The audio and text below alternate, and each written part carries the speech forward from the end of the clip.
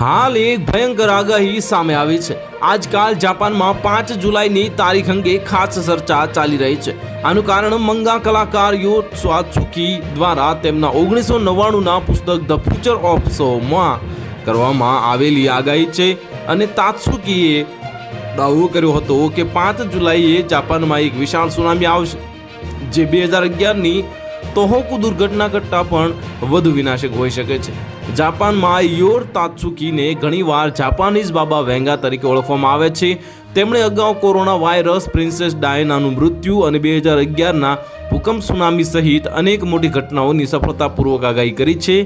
તેમની આગાહીઓ મંગા કોમિક્સના રૂપમાં પ્રકાશિત થાય છે, પરંતુ ઘણી વખત તે વાસ્તવિકતામાં પણ સાચી સાબિત થઈ છે। તાત્સુકીએ કહ્યું છે કે સુનામી પહેલા દરિયામાં ઉકળતા પરપોટા અને મજબૂત કંપન જેવા સંકેતો દેખાય છે। હાલમાં જાપાનના દક્ષિણ ટાપુઓમાં ભૂકંપની સંખ્યામાં તાજેતરમાં નોંધપાત્ર વધારો થયો છે, જેના કારણે લોકોમાં ભય અને ચિંતા વધી રહી છે।